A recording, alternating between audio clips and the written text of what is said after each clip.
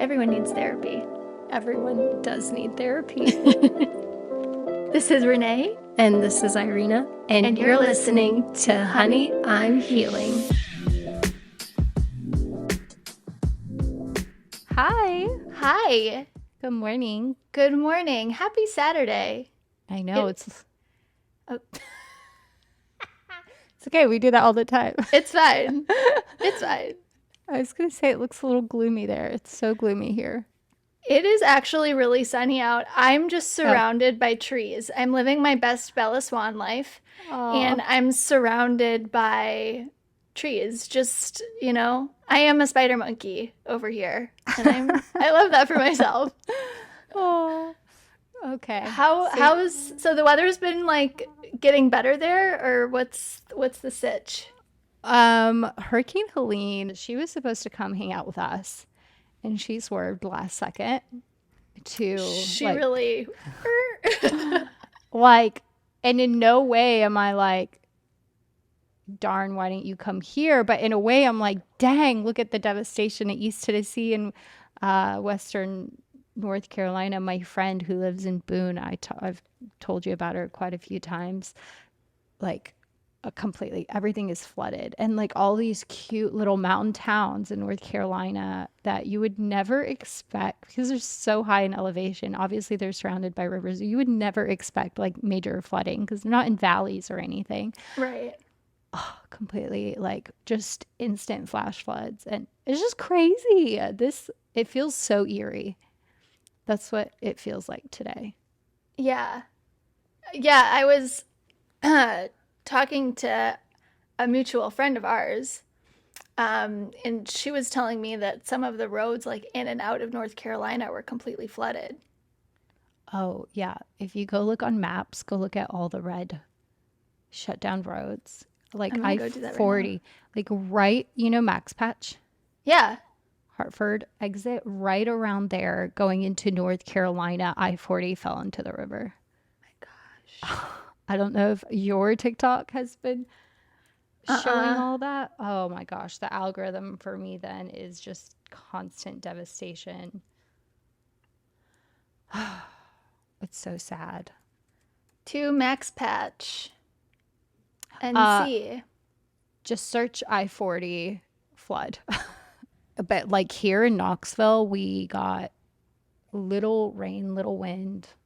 Honestly, like I think we didn't even get a power outage. I'm sure other parts did. There have been trees that have fallen, but yeah, I am grateful. How's your planter doing?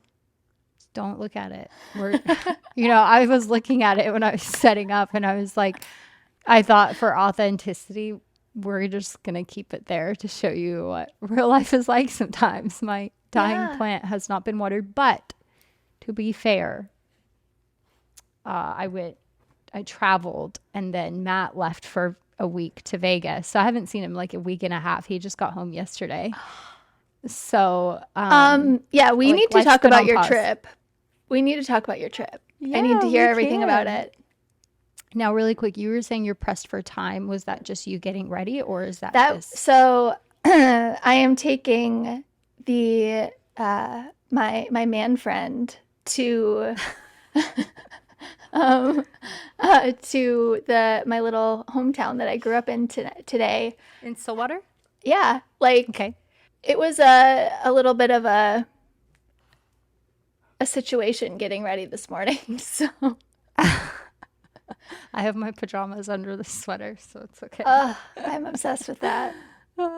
Okay, cool. Well, the party was awesome. Like, she wore that famous 13 going on 30 outfit, which was so epic, and it was so fun. It was so much fun. It was a lot of nostalgia, and like people even showed up from my childhood there that I haven't seen since I was a kid, because a lot of people traveled to get there. So that was like, whoa, blast to the past. Them wearing clothes that like I think I remember them in. Yeah. So it was really weird, but cool. Yeah, not weird, but like, yeah, it was surreal. Amazing. Yeah, Yeah, your videos, I was just living so vicariously through you because you looked like you stepped out of like Cosmo Girl, and I was so here Oh, for it, I went for the skater boy look.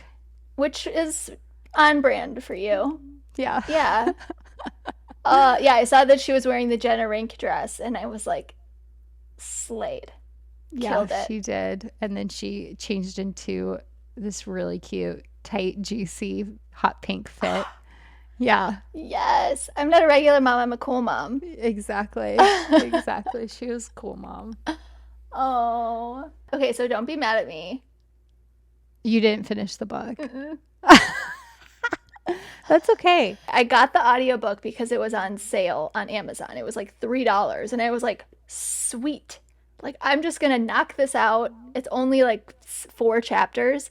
Well, Oh, they're long. the audiobook is 12 chapters and I was like, something's not adding up here.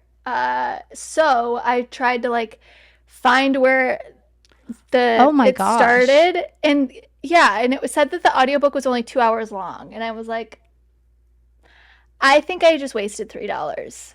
Uh, Darn. which is shoot, I know, which is fine. But I did read a little bit, so we can talk about the parts that I did highlight. But yeah, I want to hear Yeah, what wisdom that you have out of it, and then we can go from there. But sure. We can and we can even just go off my notes if like you don't have some things for some chapters, but yeah, it's been a while since I've read this book, so I've kind of had to like skim through. I thankfully had uh, stuff already highlighted, which is good because that shows to me that while I was reading this book, like this was what authentically spoke to me in that yeah, moment. And so, okay, chapter 6. We are, by the way, doing part 2 on our Return to Love series by Marianne Williamson. yeah. And this book is kind of paraphrased based on her own experience of A Course in Miracles.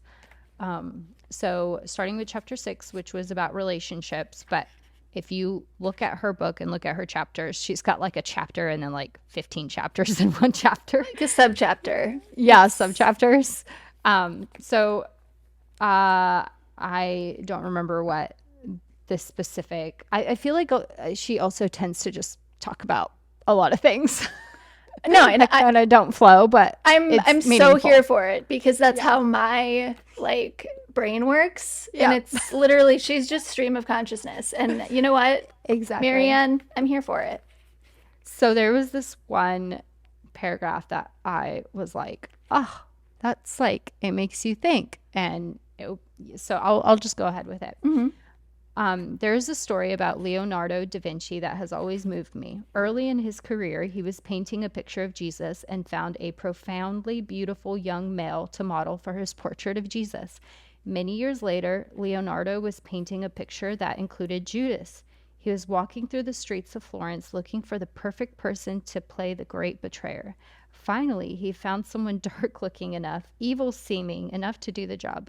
He went up to the man to approach him to do the modeling. The man looked at him and said, "You don't remember me, but I know you. Years ago, I was the model for your picture of Jesus." Wild. Wow. Yeah. If I think if that story is true, like what a epiphany or a moment to really reflect on ourselves, our ego. This chapter had a lot to do with the ego Yeah, and our judgments. yeah. I love the opening quote from the Course in Miracles that she included in here. Um, when you meet anyone, remember it is a holy encounter. As you see him, you will see yourself. As you treat him, you will Mm. treat yourself. As you think of him, you will think of yourself. Never forget this, for in him you will find yourself or lose yourself. That's essentially like how you see people is a reflection of how you see yourself. Yes, And what it's, you think and believe about people is what you believe about yourself. yeah. Well, and that's a spiritual truth for me, because like what you and we talk about this all the time, like what you think on and what you dwell on actually comes to pass. Yeah. And so the same is true about how you view other people and what you're or like what you're really dedicating a lot of mind power to. And Mm-hmm. what is that putting out into the world? And how is that affecting other people? And so Mm-hmm. yeah, I thought that was a really great way to start kind of this conversation that she has, because a lot of her dialogue after that in this chapter has been a lot about just that your perception of other people starts within yourself. Mm-hmm. And that's, yeah, I thought that was really good. Yeah. Yeah. Anytime I look back in like moments where I've felt so judged or misunderstood or not heard, like not to excuse whatever that person was saying, but out of love, I feel like I can reframe that by saying, okay, like there's your own like self core and self beliefs being triggered. It Mm-hmm. has nothing to do with me. Mm-hmm. Uh, and that's like more of a reflection on you than on Yeah. me because Marianne Williamson would just love. Yeah. So, Because love is the only real thing. right. It's so So cool. true. Yeah. Yeah. Okay. I thought this was cool that even Leonardo da Vinci judges people. Like no He's one human. I mean, exactly. we're not like nobody's immune to judging other people, Yes. you Yeah. know. Very true. To love Yeah. another person is to see the face of God. I was just talking about this the other day. I think it was with my therapist actually, um, because I was talking about triggers and that can Mhm. only be healed in relationships. Which thank you for that, by the way, because I told my therapist, I was like, Irina dropped the biggest truth bomb on me.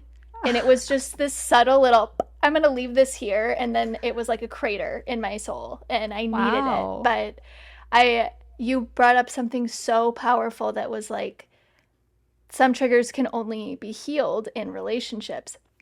But my therapist was asking me, like, what do you think like love is? And I said, I heard Mm. one time that love is seeing somebody the way God intended them. Yeah. And so I like that she included this as well. And this is a quote from Les Mis. It's to love another person is to see the face of God. The face of Christ is the innocence and love behind the masks we all wear, and seeing that face, touching it and loving it in ourselves and others is the experience of God. It is our divine humanness. It is the high we all seek. I feel like that's very on par to Yeah. Marianne Williamson also. Yeah. Love you, Yeah. Marianne. It's seeing like their innocence, their blank slate, their yeah. It's That's tough seeing, though, because do we extend that to like murderers and well, yes, but yeah. I mean, I think that's the scandal of love and of grace. It's that everybody is worthy of it, even the most vile person. Like, think about Jesus mm, on the cross with the prisoner next to him. right. Like, I think about that a lot actually, but, or like Jeffrey Dahmer, there's things that say that he converted to Christianity like right before he died in prison. And, Mm, or like, I don't know if that's 100% accurate, but I know that that does happen. mm-hmm. So it's like, that's the scandal of love, is that it keeps no record of wrongs, and it like I hear some Andy Stanley in there. it's true. um but yeah. Hmm. Chapter 7. What was the title for that chapter? I mm, wrote down everyone except for that one. work work Oh, work work oh work yeah, work. work. I think this one had a lot to do with money too. Manifestation. I was interested to see your thoughts in this. She said, A Course in Miracles discusses the difference between magic and miracles. Magic is when we focus the mind on a desired manifestation, giving our shopping list to God and telling him what we want him to do for us. Miracles are when we ask God what we can do for him. Oh, that is so good. I was like, that's so eye opening to when we actually speak out into existence the things we want. It's like, oh, okay, well, what is the intention behind them? Yeah. I think that that's really powerful too because we talk about witchcraft and Yeah, like we do. that's one of those things too. Yeah. It's magic in witchcraft and those kinds of things because it's manipulating Yeah. what the power of the tongue can do and what And it's what the will of God really is. exactly. And so it's choosing to align your desires and plans according to his while also knowing that he's so faithfully planting those desires in your heart as well. Yeah. Yeah. But yeah, like really what is the intention of like I brought up a while ago like I call forth $1 million. Well, what is the intention of me Right. actually, am I going to go blow that on dumb stuff? At this point, I Hmm. probably would. I'm not going to lie. So that's why I don't have $1 million right now, Yeah. unfortunately. Um, It's your loss, really. Yeah. it really is. It's a, you want to know what? Like, I feel that loss. I feel it.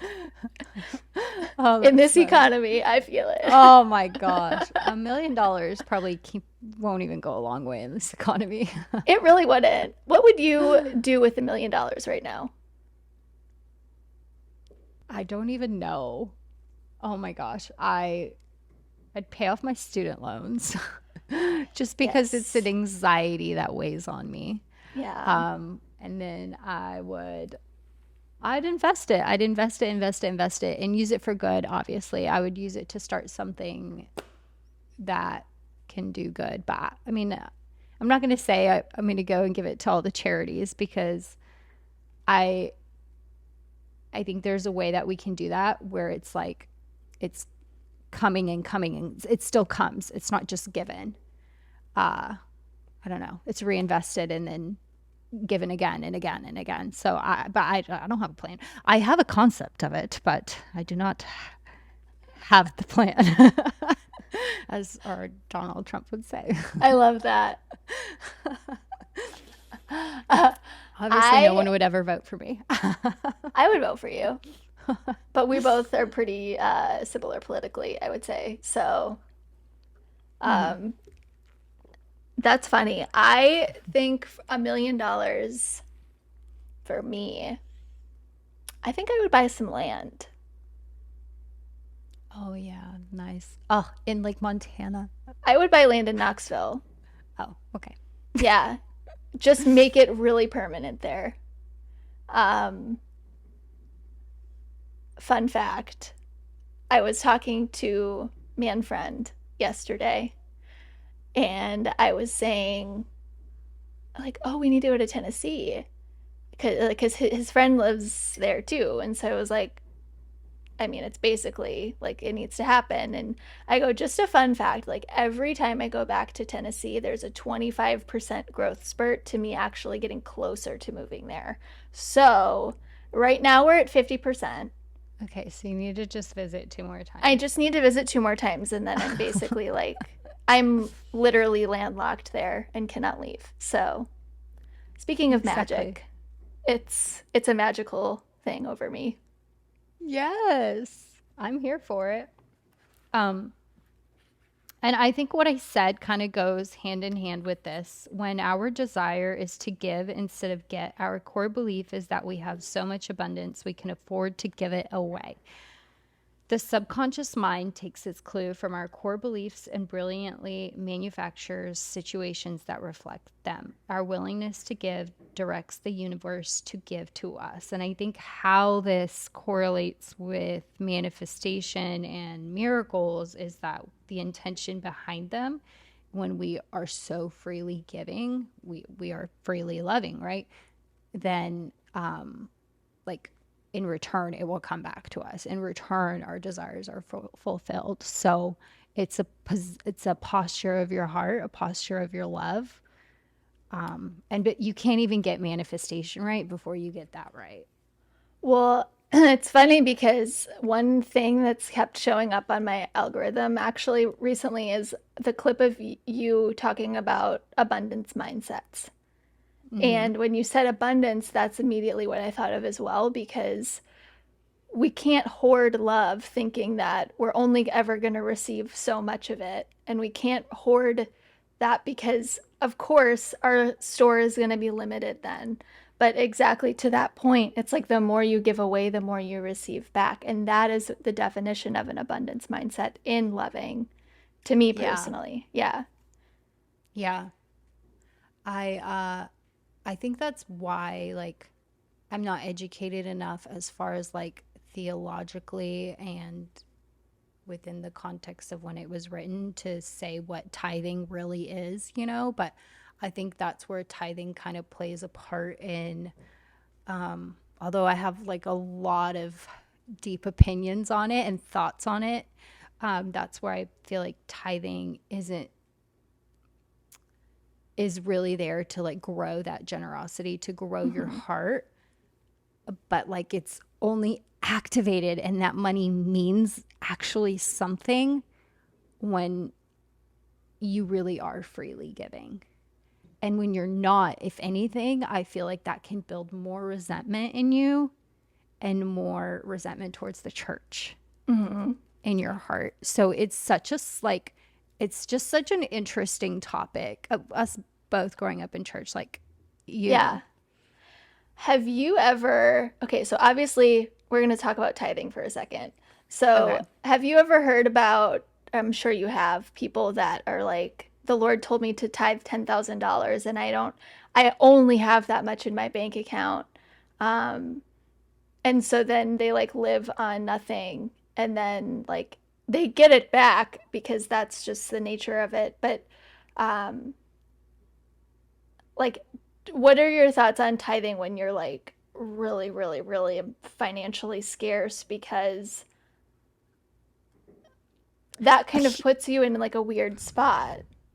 Here's the thing.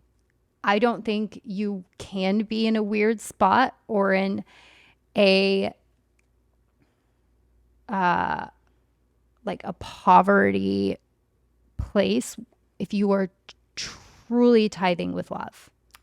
Yeah. Like there's like it's not compatible. Like it can't exist.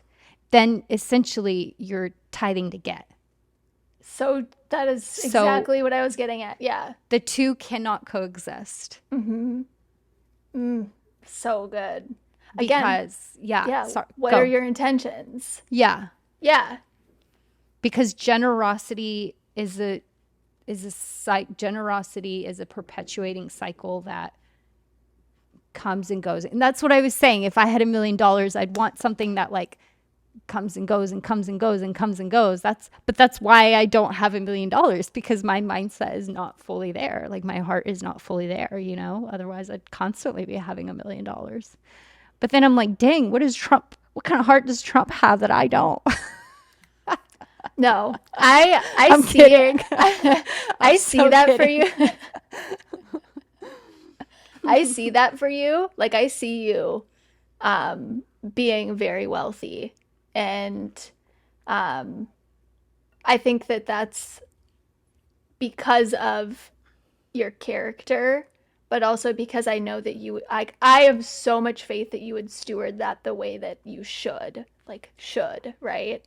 I'm Um, sure, but I'm not right now. no, but like Yeah.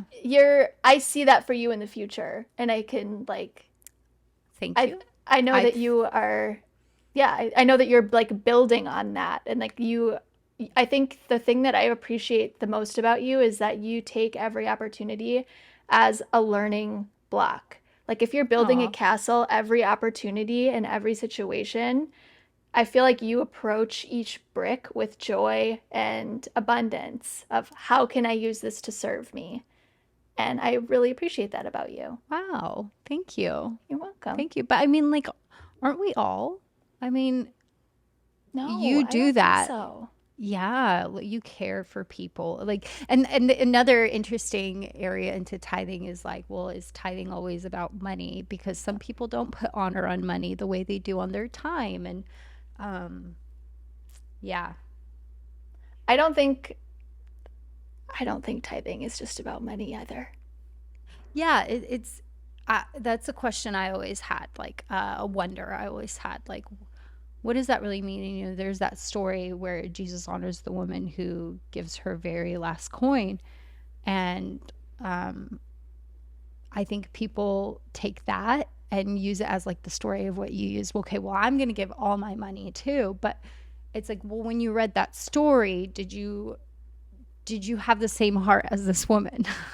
What about Mary anointing the feet of Jesus with the perfume, with the really expensive Exactly. perfume? She could have given that money to the ministry, but she chose to spend it on something different, and it was still one of the most Yeah. profound vignettes that's in the Bible of what it looks like to serve and love Jesus. And so it's like that's ultimately what it is. It's rooted in service Yeah. And and love. It's love. rooted in Yeah. love. Yeah. Like when you think of the like uh people whose love language is gifts Mhm. compared to someone whose love language is words of affirmation, majority of the time I feel like people give words of affirmation to receive, if they're not, obviously if they're not in a healthy spot.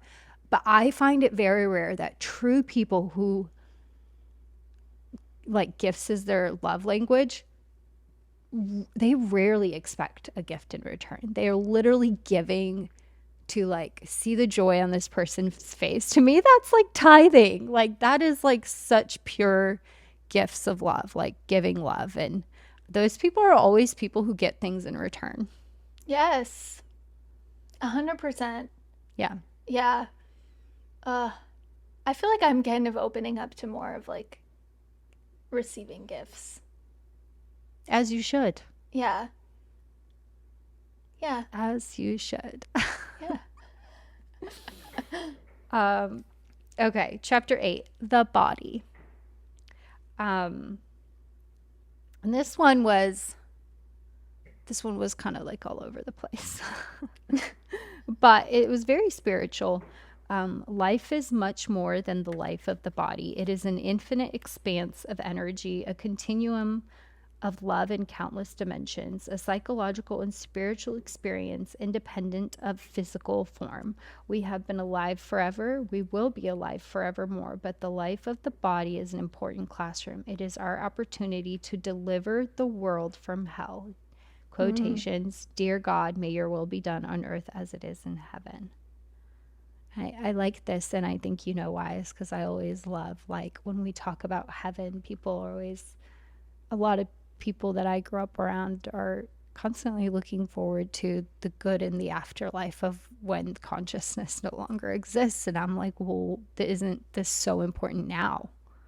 Yeah. Isn't heaven more important now, of experiencing heaven now, not just for us, but others? And I think one of the things that, like, when we think about heaven in the afterlife, as far as like a place of consciousness, what it does is it really focuses on I, Yeah. because it takes away accountability, responsibility, and action from us to really create a place here that feels like heaven to people in poverty, people who are hurting, depressed, so the minorities. So I love that part. There was a quote, gosh, where is it? She was talking about how heaven is a mindset. Um, Yeah, I think we talked about it in part one yeah, about that, like hallucinating and yeah, but just that, yeah, the kingdom of heaven is at hand, and we're just as much in, we're experiencing heaven just as much as here as we will, then. But it's all about, again, it's like, where are your thoughts? Where do they lie? Because mm-hmm. if you're so involved in your own ego, like you're not openly allowing the Holy Spirit, or opening allowing love or generosity or all of the fruits of the Holy Spirit into your life, because you're focusing on your own experience rather than opening up to the collective one of everyone around you. And isn't that what the salvation of Jesus Christ is? The collective experience. It's not a personal one. Right. Because we're all the hands and feet of the body. Yeah. Of the body. So, Yeah. yeah, I like that too. And I think one of the things that, like, you hear a lot about in church is like, oh, I'm going to get a glorified body. But the person that's saying it is not treating their human body with respect and honor and love. And that's been a journey for myself as I've been healing, as well as how, like, seeing my body as a temple, but like taking care of myself and showing love to this body of, like, this version of me. Because to the measure that I invest in my physical health, I'm able to pour into others and be a vessel of heaven. And so, but yeah, I hear a lot about that in church too, or at least I have, of like, oh, I'm going to get a glorified body. And it's like, no, your body is glorified now. Yeah. Yes. Like, why are we always waiting for the after? Yeah.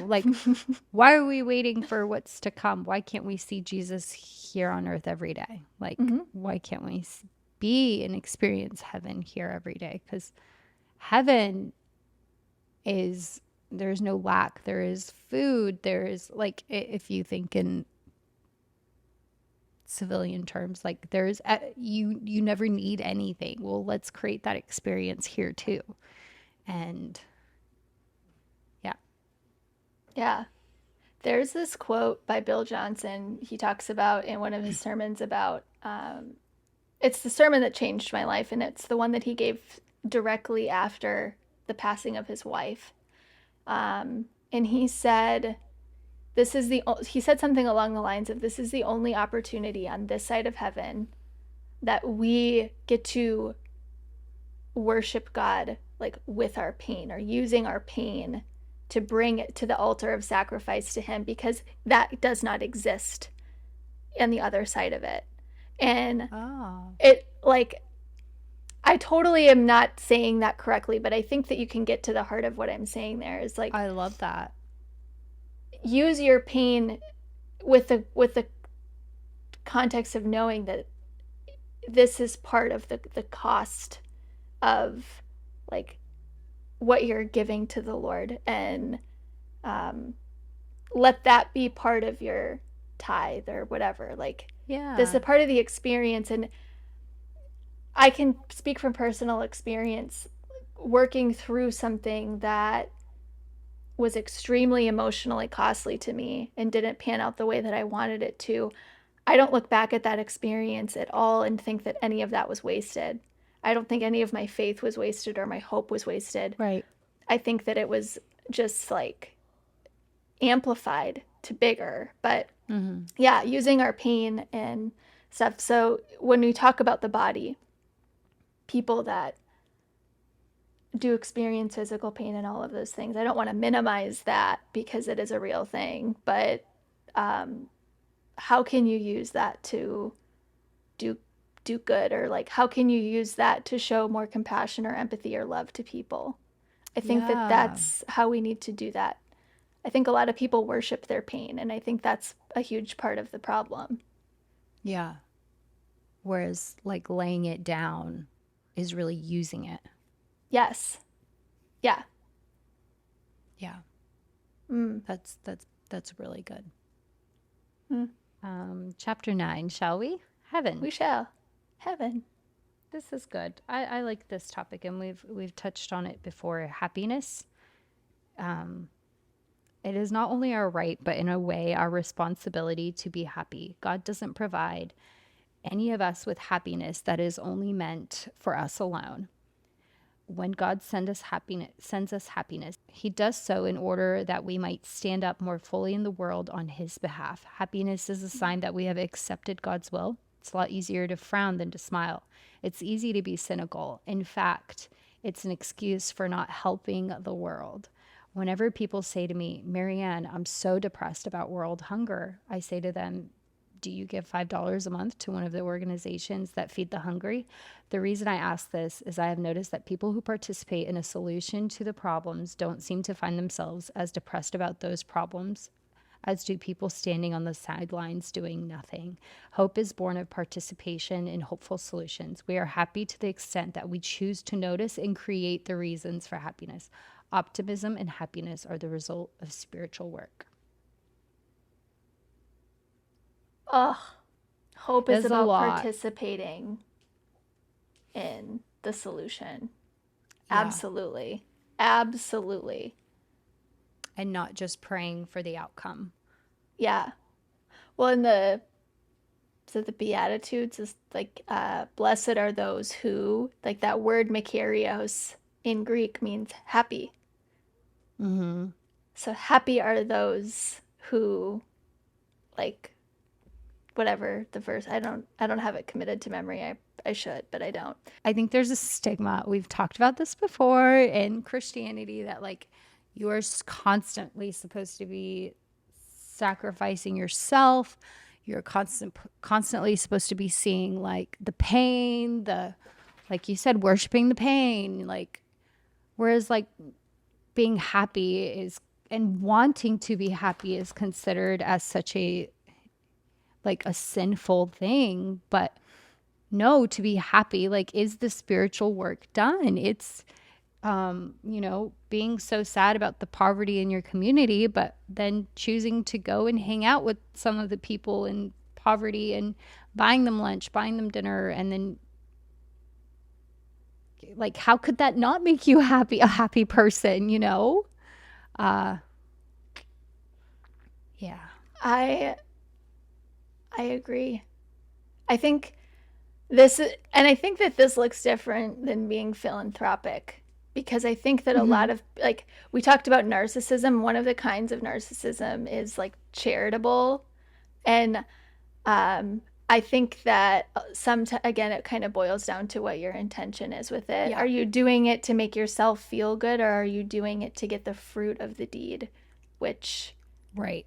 is happiness essentially? But are you doing it to validate a need in yourself, or are you doing it to actually see the world being changed? Mm-hmm. So I read this quote once upon a time, heard, don't remember where, but it has always stuck with me. And I may get it a little wrong, but it was saying that the measure of how Christian someone is not based on the amount of knowledge or how deep they know the Bible. It's based on how deeply they love. Oh. And that is why sometimes, like, I know I've spoken to family members about, like, I'll be talking about love, but then they'll be throwing Bible verses at me. And I'm like, I don't care. No. Because there are a lot of Bible verses in there that even Jesus himself was like, no, that's not what that is. Mm-hmm. So. Yeah, like, you can quote scripture all day. Like, Satan did that. You can quote scripture all day. How are you using it? How are you applying it? Because if you're not doing that in the spirit of love, you're part of the problem, not part of the solution. You're a Pharisee. Like, that's... Yeah. I saw... I screenshotted it. I want to talk... This is different, but it kind of goes along with this. Eric Johnson used to... He's Bill Johnson's son, but he started a church with his wife in Greenville, South Carolina. And he put this on his story the other day, and I was just so moved by it.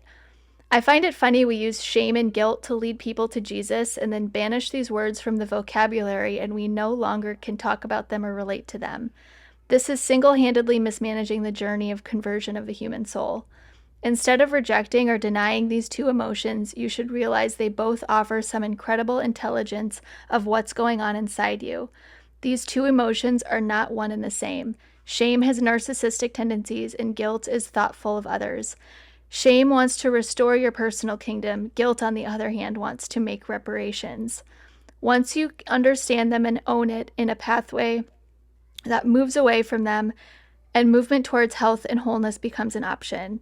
If you find yourself diminishing them or denying them, then make note you are missing out on an incredible opportunity to create a better future. Yeah.